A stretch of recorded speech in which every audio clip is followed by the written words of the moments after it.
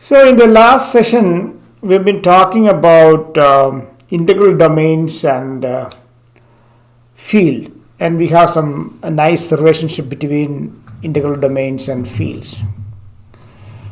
Fields are actually more desirable algebraic structure than an integral domain, in the sense that if you want to solve a polynomial, if the coefficients are coming from a field, it is possible to solve, but not in the case of an integral domain. So suppose we have an integral domain. The question is, can we extend this integral domain to a field? We have done this kind of exercise in elementary real analysis when we constructed set of rational numbers from the set of integers. Integers are integral domains. Integral domain. And Q, the set of rational numbers, is the field. So we constructed Q just from the elements of integral domain. Okay, but these are integers and these are rational numbers. So our question is, in general, can we do this in a general setup? And the answer is yes. And we are going to use the same kind of techniques what we used when you are constructing the field. So an integral domain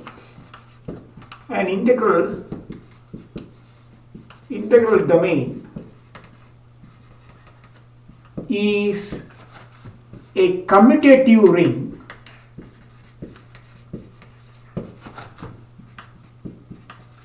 actually with unity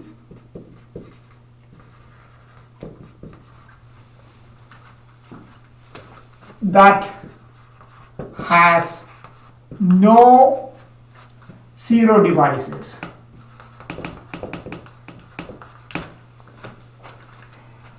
And a field is a commutative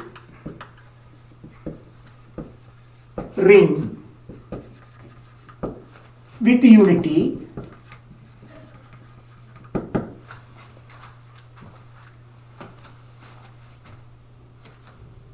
a commutative division ring with unity, called as commutative division ring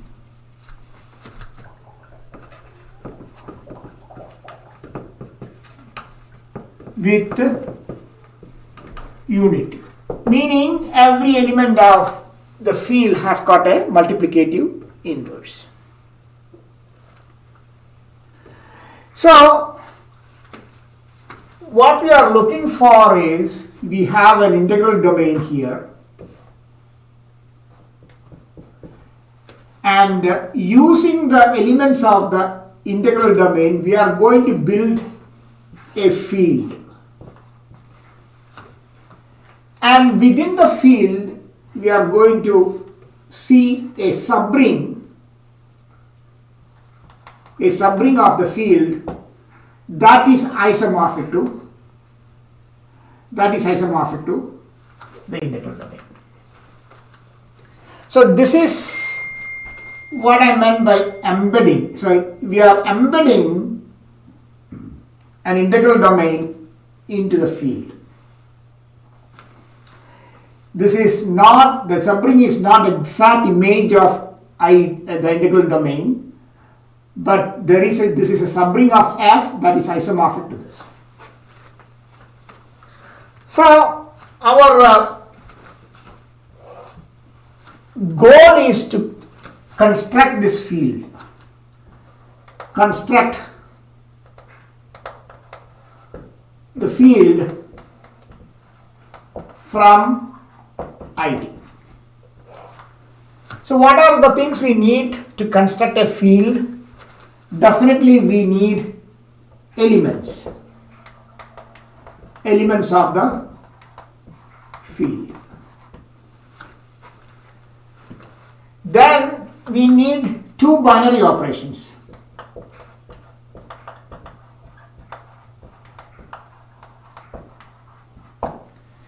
Then we need to show that all these two binary operation satisfies the field axioms.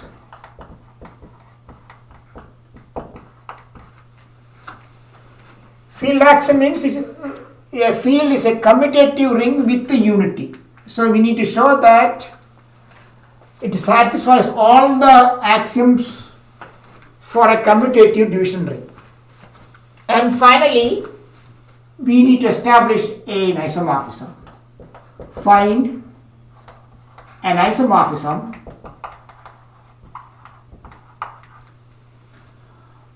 from ID, the integral domain, to the subring of F. So, when we created rational numbers from Z, what we have done is we consider the elements of Q as an ordered pair of Z. See, the set of rational numbers is of the form P by Q, where P and Q are integers. And that is exactly what I am saying. It is an ordered pair P comma Q, where P and Q are from Z. And Q cannot be 0. So that is the condition we are putting on this ordered pair. So first we will start the same line of construction. We will start defining the elements of the field. Okay. So let D be an integral domain.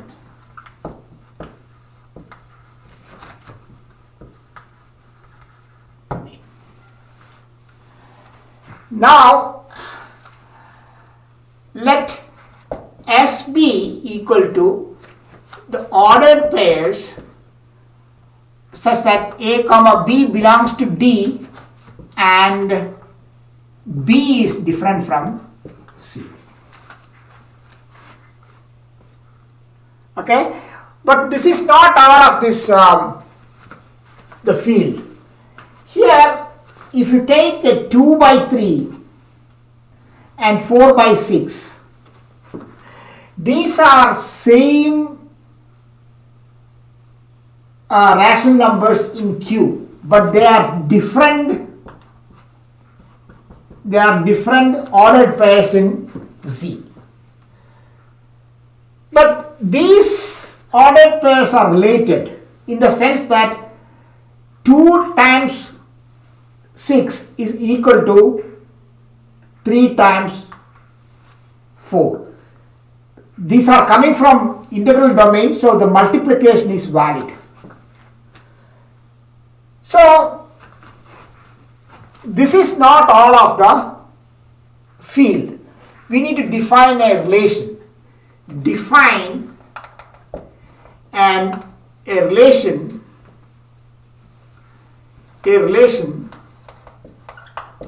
on S by relation, let us say it is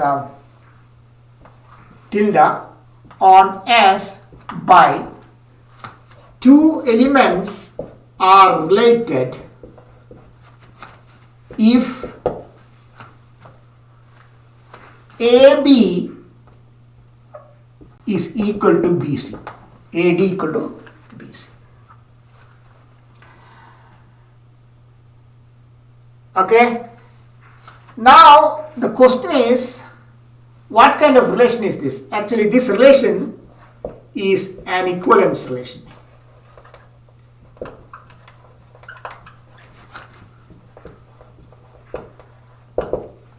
Why? Because it is reflexive. Why? Because A comma B is related to A comma B because AB equal to BA, because it's a commutative ring. So the multiplication is commutative. So this is possible. Symmetric, because A comma B is related to C comma D, implies AD equal to BC, and that implies CD is related to AB, because this is actually, if you want to make these two, want to have a relation like this, you should have CB is equal to DA, CB equal to DA, and which is same as this because they are commutative. And the final thing is transitive. That is, A comma B is related to C comma D, and C comma D is related to R comma S. This implies AD is equal to BC, and this implies CS is equal to DR.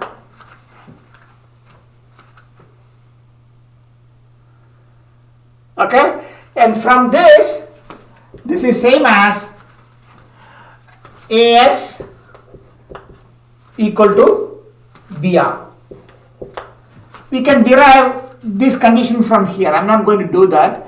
So if these two are same, these two are true, then AS equal to BR, which implies AB is related to RS.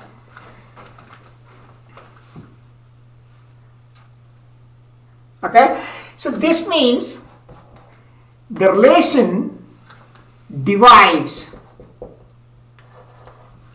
S into disjoint classes. Disjoint classes, and denoted by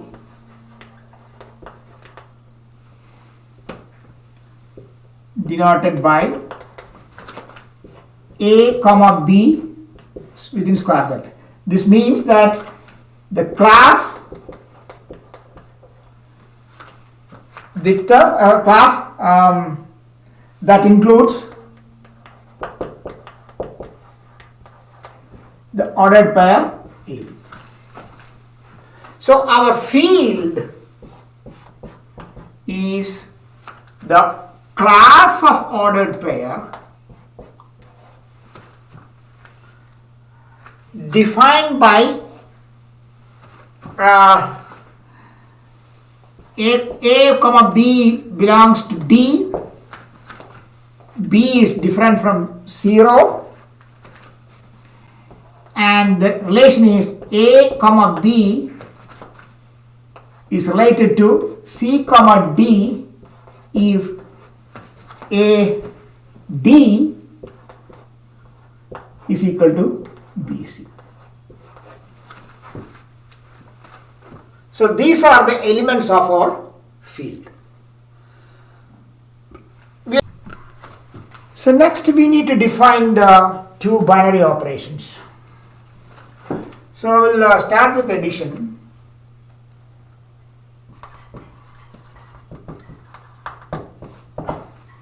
We are going to define addition like this: A comma B plus C comma D is equal to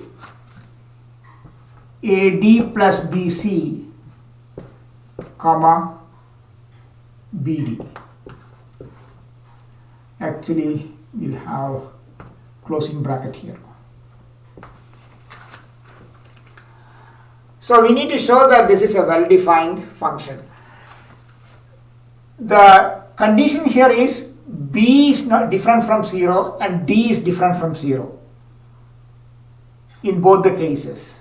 So we need to show that in here also BD is different from 0. Because B and D are not zeros, BD cannot be 0 because it is coming from an integral domain. These are all coming from A, B, C and D are coming from D and B is different from 0, D is different from 0. So this cannot be 0. So this is definitely an ordered pair, a class of ordered pair from the field. But still we need to show that this is a valid addition. Meaning this is actually a representative of this class. So if you take any representative of this class and any representative of this class, you should get a representative of this class. Meaning if A1 comma B1 belongs to AB and C1 comma D1 belongs to CD, then we need to show that A1 D1 plus B1 C1 comma B1 D1 belongs to AD plus BC comma BD. This is what we want to show. If this is true, then this is true. Here this means that A1 B1 is related to AB and C1 D1 is related to CD, and which implies A1B is equal to B1A and C1D is equal to D1A. What we do is multiply with the D1D. So A1B D1D is equal to B1A D1D, and here it will be, you are multiplying with BB1. So and C1D B1B is equal to D1A B1B. Now you add together A1B D1D plus C1D B1B is equal to B1A D1D plus D1A B1B. Here you take BD outside. So A1 D1 plus C1 B1 times BD is equal to, here you take B1 D1 out, so AD plus B1 D1 AB. This is C. AD plus BC, and that implies A1 D1 plus B1 C1 comma B1 D1 belongs to the class of AD plus BC comma BD. That is addition. Multiplication is simple, and I am going to give the verification of multiplication as an exercise. I will just define what is a multiplication here. So we'll take two elements from the field, or the, no, it is not yet field, the class of ordered pairs C comma D is equal to AC comma BD. Since B and D are different from 0, BD is different from 0 because they are coming from integral domain. And verify if A1 B1 is related to AB and C1 D1 is related to CD, then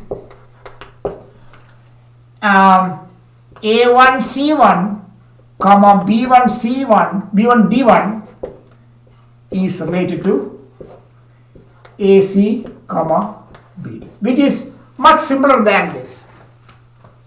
So that is, with that we are done with the binary operations.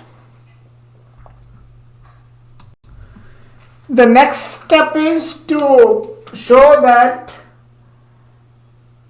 the binary operations on these elements satisfies field axioms. So field axioms,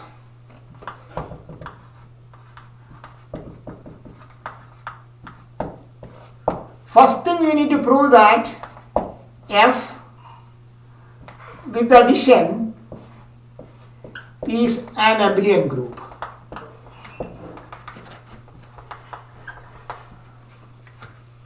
Actually, this is, we don't need to prove here because these are all coming from integral domain. So integral domain is a commutative ring and field is also a commutative ring.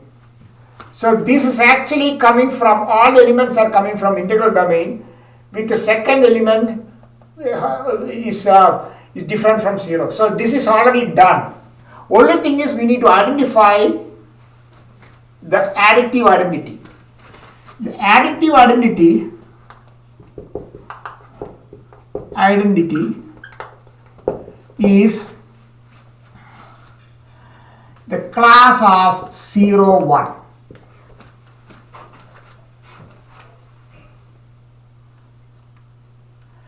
Because if you add an element a comma b plus 0 comma 1, what is the value of this? AD,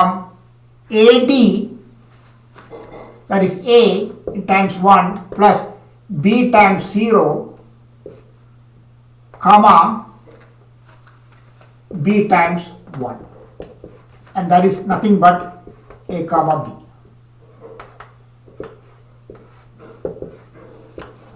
So 0, 1, the class containing 0, 1 is the identity. Okay. Second part is, the next part is multiplication is associative.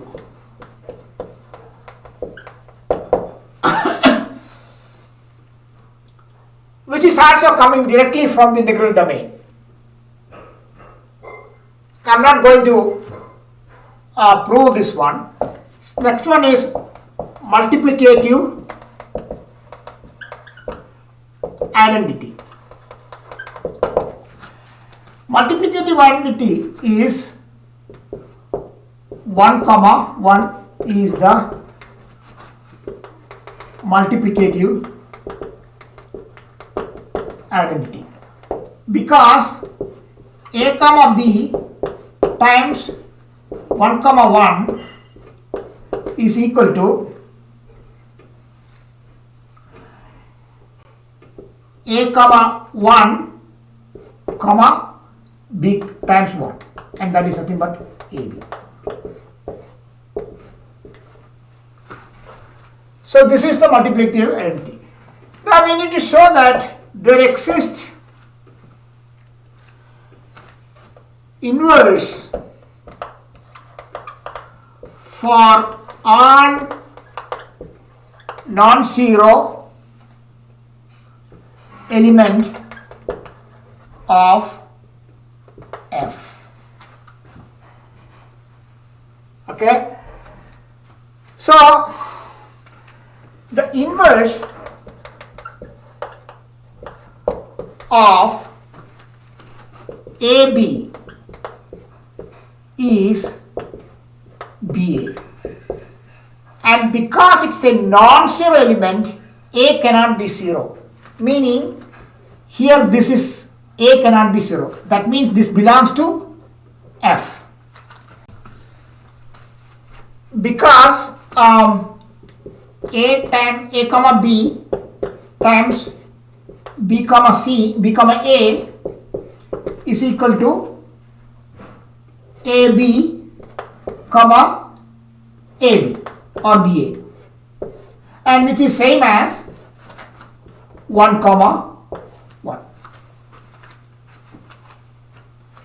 See, 1 comma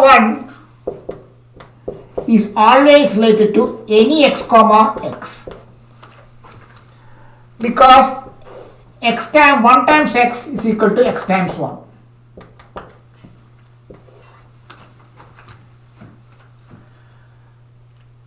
So we have done almost all the field axioms. So this binary operations along with the elements from the field satisfies all the field axioms. So the next step is to define an isomorphism from D to a subring of F.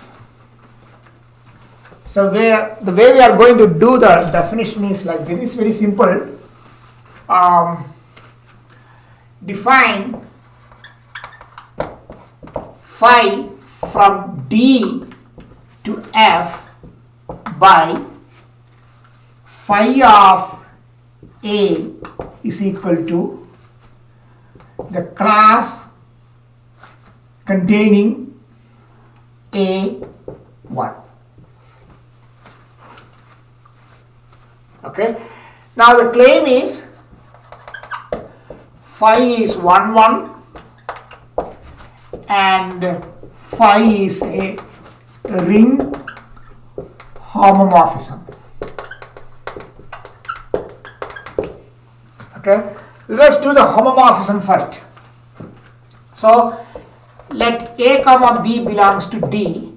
So phi of A plus B is equal to, by the definition, it is A plus B comma 1.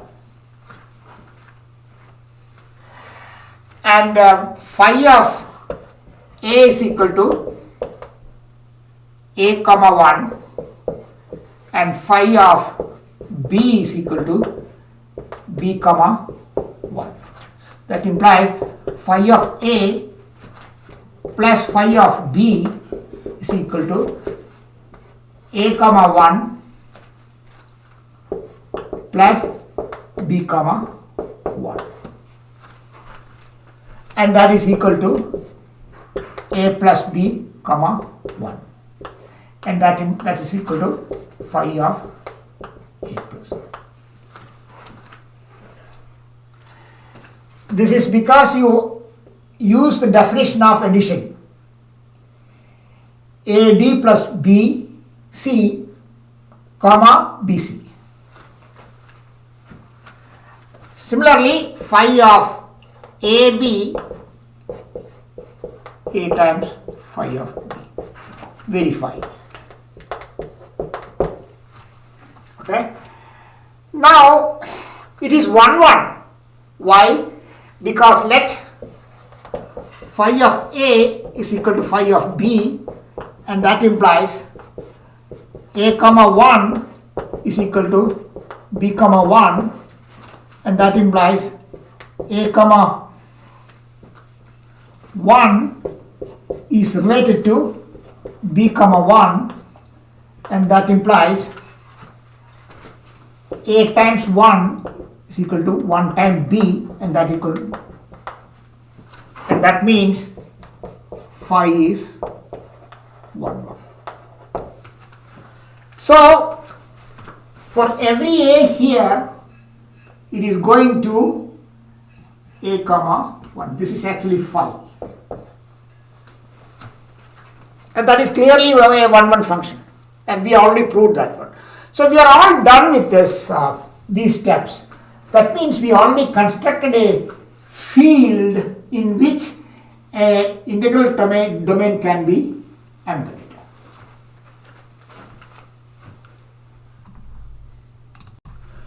So this leads to a new definition. Every integral domain can be embedded into a field such that the elements of the field is a quotient of elements from the integral domain. Every element of this F is an ordered pair, a class of ordered pair of integral domain. And that's what this says. This field is called the field of quotients of the integral domain. Field of quotients.